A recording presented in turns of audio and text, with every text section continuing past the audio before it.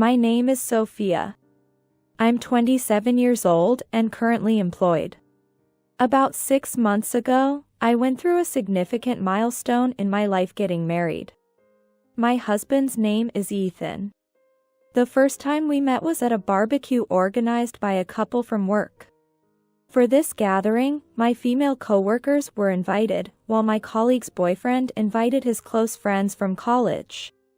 Looking back, it seems that event was intentionally set up for people to meet. I come from a background of strict family discipline. My dad owns a business, and I was raised under very strict rules from a young age. In fact, during my high school years, I had a curfew for going out. As a result, I've had little experience with social gatherings like mixers, and I tend to get nervous in environments with a lot of men. On that day, as I was enjoying a conversation with my female colleagues, Ethan was the first one who approached me and started a conversation. Sophia, the meat is ready. Seems like you haven't eaten much yet, so please don't hesitate to eat more. Here you go. His warm smile and easygoing demeanor quickly made us get along, and our conversation naturally picked up. Thanks to his ability to ease the atmosphere, I was able to blend in naturally, leading to a fun and fulfilling day that flew by. On the way home that day, he asked to exchange contacts, and the next day, I received a message from him saying, "I had a great time yesterday. I'd like to go out, just the two of us next time." Moved by his suggestion, I replied, "Me too," and I immediately received a call from him. Really? That makes me very happy. When should we go? What kind of place do you like? This exchange touched my heart and filled me with excitement. By the time our first date was coming to an end, and he proposed we start dating, I could not hide my joy and immediately said yes, without hesitation. As we continued to go on dates, one evening, he drove me home. Upon arrival at my house, a slightly surprised expression appeared on his face. I had heard a bit about your background at the barbecue, but I didn't expect you to be this well off. Your house is really luxurious. What does your father do? Is he a president of a company by any chance? Well, yes. Have you heard of the S Group by any chance? Seriously? The S Group? Who hasn't heard of it? I had no idea you were the daughter of such a prominent company's head. You're exaggerating. I'm just a normal woman. Even so, is it really okay for someone ordinary like me to be dating the daughter of such a prominent family? If there's someone you're already engaged to, please let me know sooner rather than later. He said these words with a serious look on his face. It's okay. There's no one like that. I want to marry someone I truly love. Plus, I have both an older brother and a younger brother, so there's no need for me to take over the family business. No need to worry. Really? Can I truly be at ease? Of course. I'm not lying. This was the first and last time we had such a conversation. Even after learning about my family's background, he never changed his attitude, and our relationship continued to develop smoothly. A year after deepening our trust in each other, I joyfully accepted his proposal, and I was able to introduce him to my parents. And that's how we started our married life. Ethan was always kind and supportive, even after our marriage. It was about a month later, when my mother called me. Your father has been feeling a bit under the weather and has to be hospitalized for some tests. Ethan sensed my anxiety and suggested, I'm worried, let's go visit him right away. At that time, the test results had not yet come out, and I'm just a little tired. So there's no need to worry. However, that weekend, we were called home for a special reason. It was a rare opportunity for the whole family to gather, including my brother's family, Ethan and me, and my still unmarried younger brother. The last time the family was all together was, truth be told, at our wedding, and somewhere in my heart, I felt an ominous premonition. And that premonition became a reality when my father made a shocking confession. He revealed that he was diagnosed with cancer, which had already metastasized, making it impossible to remove surgically. I was told it would take a week to get the test results, but they informed me of the results the next day.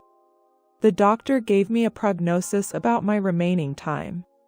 While he spoke calmly, it was clear that my mother was trying hard to hold back her tears. How could this? During this time, my husband gently placed his hand on my shoulder, supporting me. Shock and disbelief at accepting this reality were evident on the faces of my brothers, and they struggled to find the right words. Even so, I won't be leaving this world tomorrow. There are a multitude of things I need to address, not only as the head of our family, but also as a business owner. So, I'm sorry to say this, but I'll need your help with a lot of things. These words particularly seemed to be directed at my brother. Then, he turned to Ethan and said, Ethan, despite you two being newlyweds, I'm truly sorry to put you in such a difficult situation.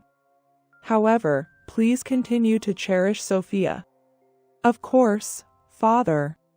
If there's anything I can do, no matter how small, please don't hesitate to ask. The exchange of words between them overwhelmed me with emotion, and I couldn't stop my tears. Dad insisted to receive palliative care at home instead of being hospitalized. This was possible thanks to the medication working well for him and, most importantly, his resilient spirit. Initially, Dad wasn't confined to his sickbed much and was as active as ever, according to my mom. Understanding his condition, he informed his secretary, company executives, and even lawyers, proceeding with the necessary arrangements. Needless to say, my mom dedicated herself to caring for him, with both my brothers supporting our father in every aspect of work and personal life they could. My older brother, who was intended to take over the company, was already married and lived close to our family home. Meanwhile, my still single younger brother had been living at home from the start. I myself made it a priority to visit home as often as possible after work, and on weekends, I always went over to visit. My husband often joined me on weekends, and on days he could stop by during the week, he would say, Don't worry about making dinner tonight. I appreciated his thoughtfulness. One day, after visiting my family and returning to our house, my husband was already home, and I could hear him talking in the living room. Is he on the phone? With that thought, I quietly stepped into the living room. It's really just a matter of time. I don't think he'll last much longer. The moment those words reached me, my heart pounded violently. What did I just hear? What does he mean? Wow! Noticing my presence, my husband was startled and quickly ended the call. You're back. Welcome home. I'm back. Who were you talking to just now? And what were you talking about? It wasn't about my father, was it? What? No, nothing like that. Just chatting with a friend about a game. Remember, the one who loves gaming? But I heard you say something about not lasting long. That friend is in a game tournament. He's been struggling with a tough opponent. But it seems like the enemy is about to run out of items and is in a tight spot. I see. I'm sorry. For a second I thought you were talking about my father. It really surprised me. Sophia. As he spoke, Ethan gently pulled me into an embrace. It saddens me to be misunderstood like that. I've been worried about your father's illness, constantly wondering if there's any treatment we haven't considered yet. He conveyed these words with a serious look. You're right, I'm sorry. You're always so kind, Ethan, and I guess visiting my father just weighed heavily on my heart. Lately, it seems like I've lost my appetite too. That must be tough. I'm sorry, I can't do more to help. But being sad all the time isn't good either. Sometimes, it's important to have tea with friends at a cafe and refresh. That's true.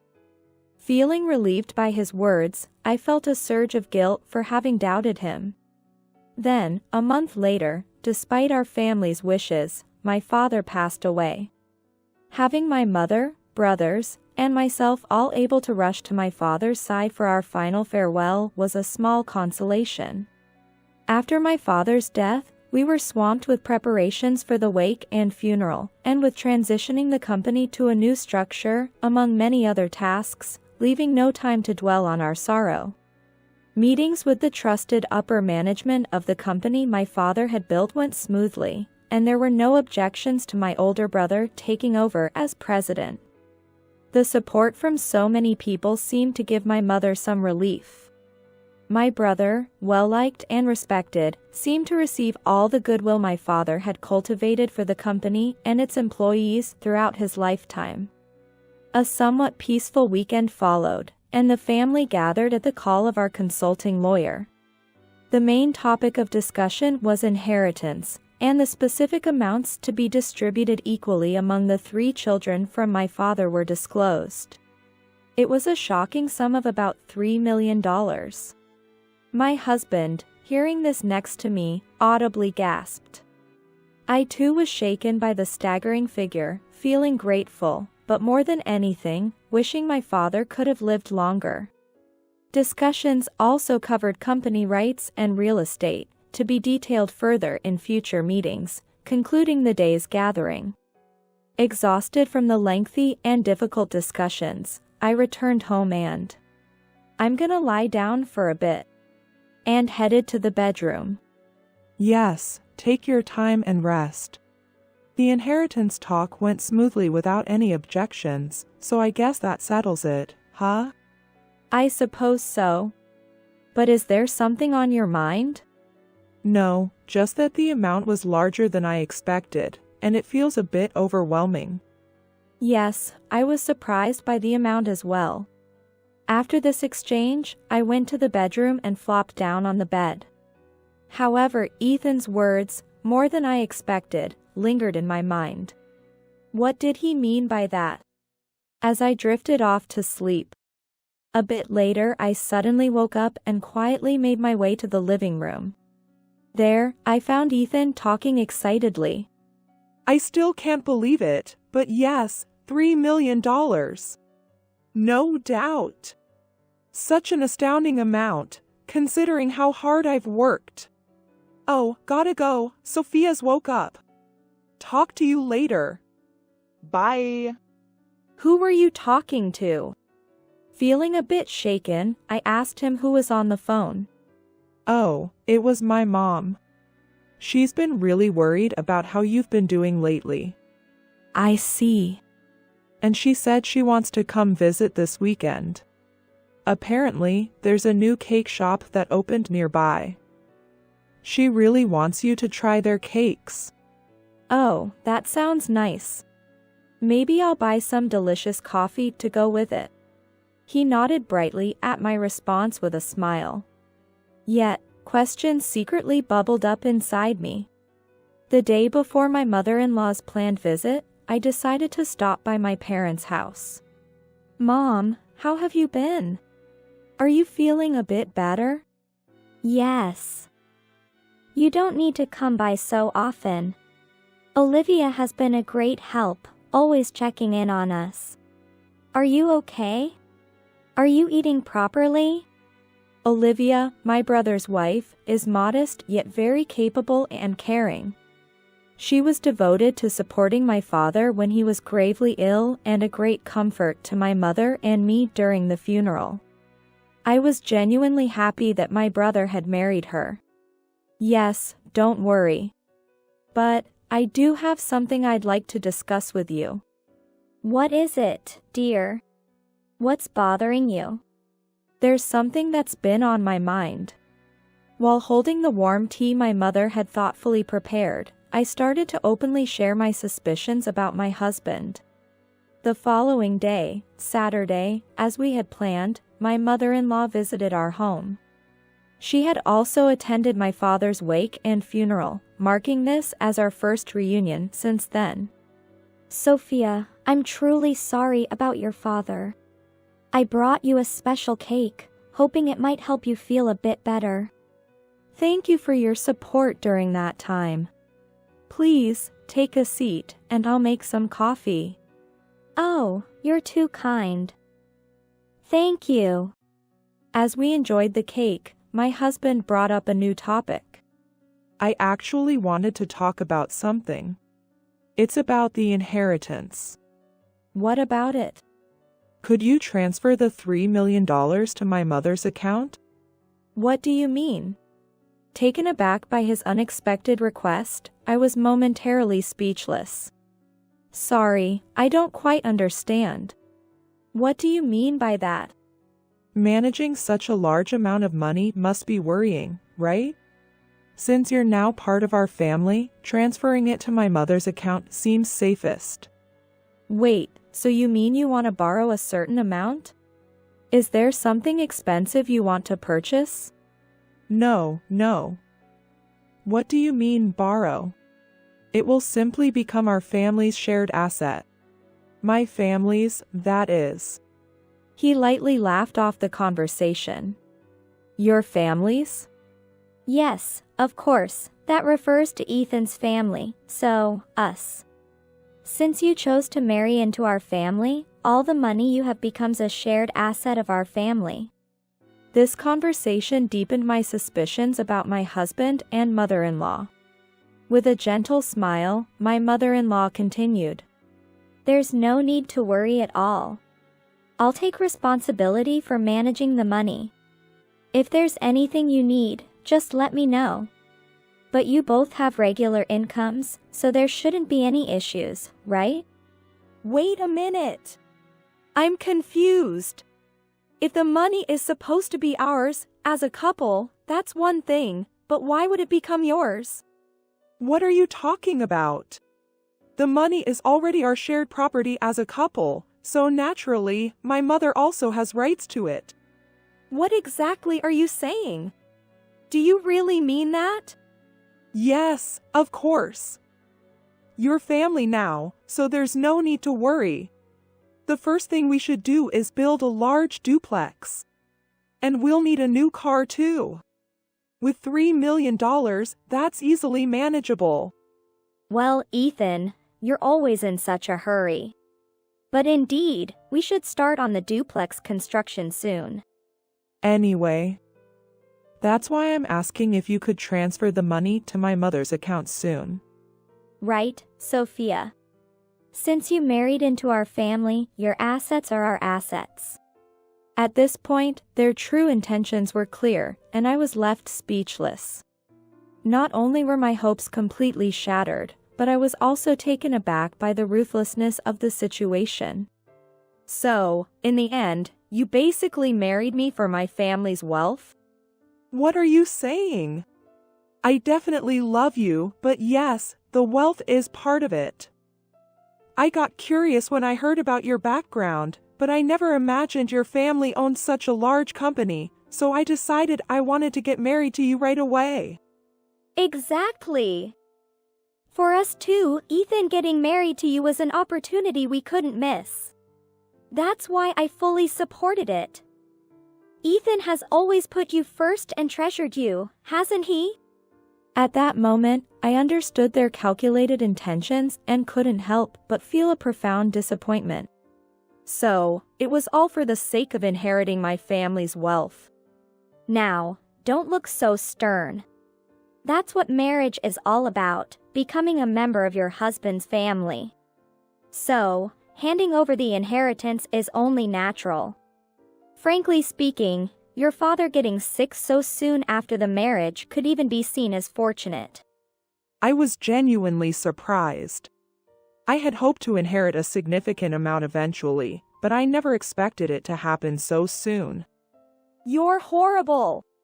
Did you really wish for my father to pass away? I couldn't control my shaking. It's not our fault he got cancer. If it was too late for him, then accepting it was all we could have done. We just hoped he would quickly be released from the pain. Indeed, that was for the best. Rather than prolonging the suffering, passing away quickly and leaving the inheritance to the children must have been what your father preferred. Indeed, Ethan had always treated me with care. Therefore, I had hoped that the unbelievable conversation I overheard on the phone was just a misunderstanding. I was completely deceived by that flawless performance, but now that I think about it, there had already been a small seed of doubt in my mind. Perhaps it's human nature to harbor a slight hope to get the wealth their spouse's family possesses through marriage. However, what I was facing was a cruel reality far beyond such levels. I will never forgive this atrocity. While harboring anger inside, I chose to respond calmly. I actually haven't received the inheritance yet. I've been told it will take at least another week to complete the procedures. What? I had thought the money was already in our hands. Please hurry up with the procedures. Well, I'm glad that you understand. Once you get the money, just hand it over, and leave everything else to me. That's right, just like Mom said. I'll let you know her account details later, so transfer it as soon as you get it. Saying this, Ethan attempted to put his arm around me. But I could no longer bear to accept Ethan's hand as my husband's, subtly dodging and maintaining my composure. Could you come again next week? Yes, of course. And with a bright smile, she left the scene. And then, the promised day arrived. Standing before them, eager to fulfill their desires for my father's inheritance, unaware of my plan. Without even a greeting, my mother-in-law barged into the house. Bursting with anticipation, she immediately started talking. Sophia, have you received the $3 million yet? Have you already transferred it to the account I specified?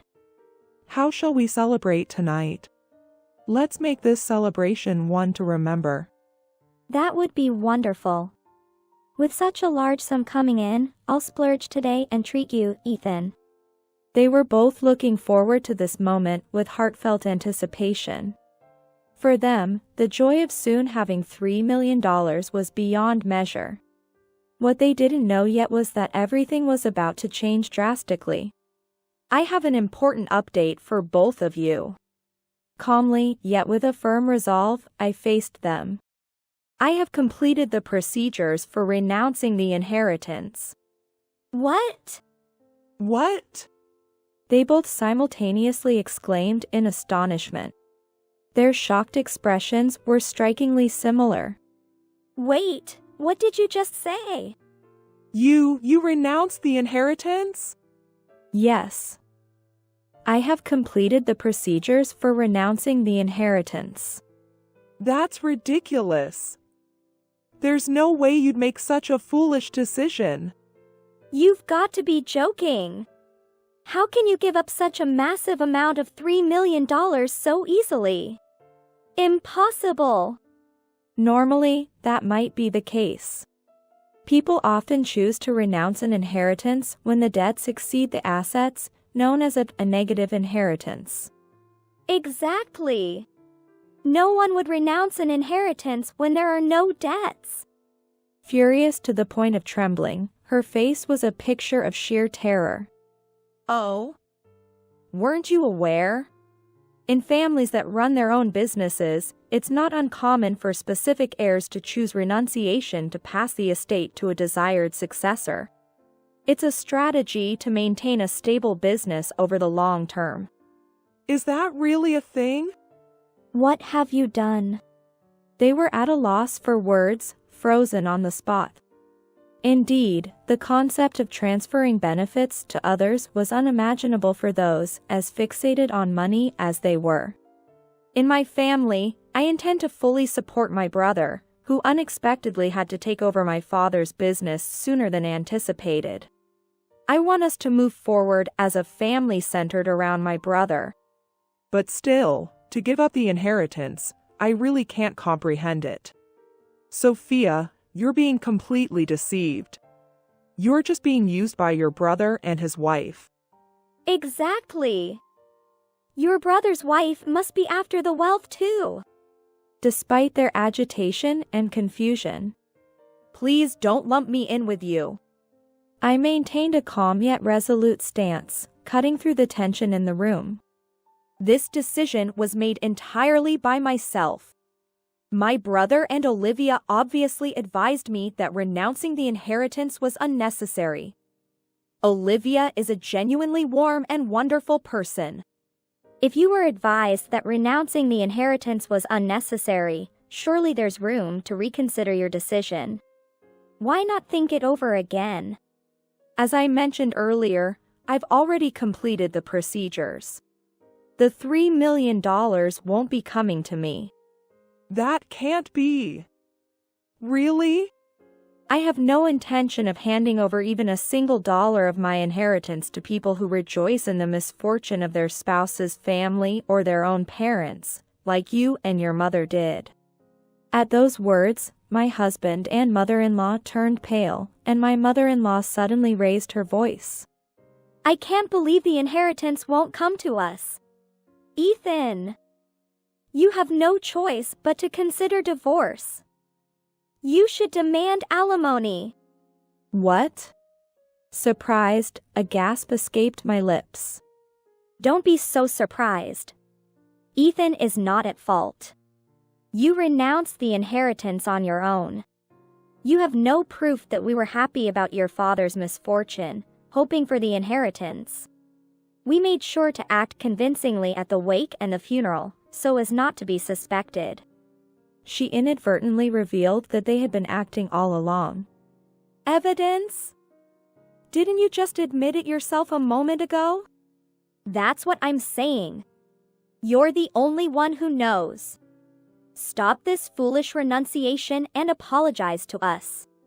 If you do, you won't have to get a divorce. Suddenly, an angry voice filled the room. The one who should be apologizing is you. What? Why? Hearing her husband's calm voice, my mother-in-law turned around, frozen in shock. Why are you here? What's Dad doing here? Ethan was just as surprised to see his father standing there with a grave expression. I exchanged a silent nod with my mother, who stood behind my father-in-law. You've always cared too much about what others think. I was happy when I heard Ethan was engaged to Sophia. But I never imagined you'd stoop so low. I had to hear it with my own ears to believe it. Ethan, you're no different. His words were filled with deep sorrow and disappointment. What are you talking about? Both my mother-in-law and Ethan were confused, speechless. Last week, you made unreasonable demands for Sophia to give up the inheritance. I heard everything.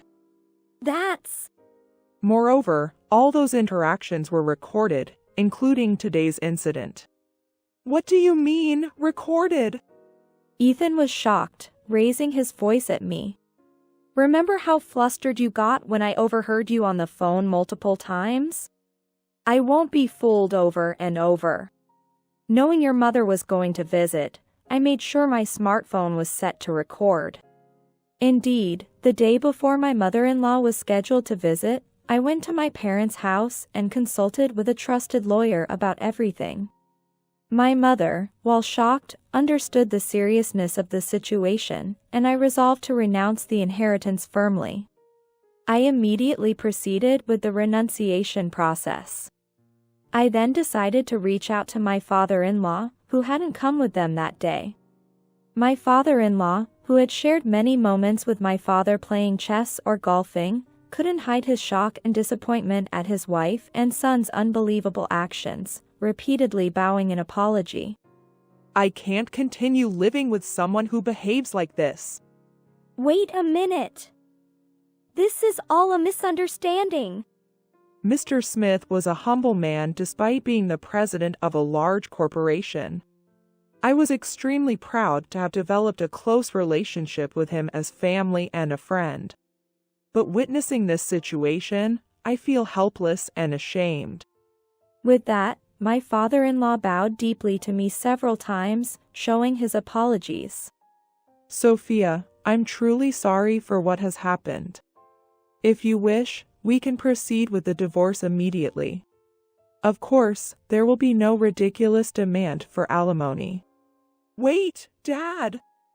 Stop! Silence! Your shameless behavior is unforgivable. If you argue, I'm willing to share the recorded conversations with your workplace and relatives. You can't be serious. Too bad my father-in-law took the best part of silencing Ethan. But it's fine. In fact, when my mother and I, opened up to my father-in-law about it, he shared his respect for my father and his regret about this incident with tears in his eyes. That's how it is. Please leave now. A month later, I officially got divorced from Ethan. The story quickly spread through the couple that introduced us, leading to Ethan's friends to distance themselves from him. At work, he was forced to transfer to a distant branch. Ethan's parents also ended up getting a divorce. My mother-in-law, who had squandered my father-in-law's money on luxury brands and dining out, was told by my father-in-law to accept divorce if she couldn't repay the debts. Her unwillingness to repair their relationship or correct her mistakes revealed her true character. It's no longer my concern, though. Father-in-law revisited us to express his deep regret and apologies. He earnestly requested to visit my father's grave on the anniversary of his passing, to which my mother and I readily agreed. The inheritance I renounced was used to improve the company's financial situation. My decision was supported by my family, with offers to donate part of their inheritance or propose a redistribution, for which I'm deeply grateful. Having such a wonderful family is the greatest treasure I could ask for.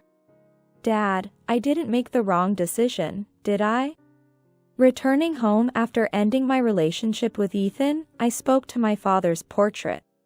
It felt as if he was smiling warmly back at me, and I was moved to tears.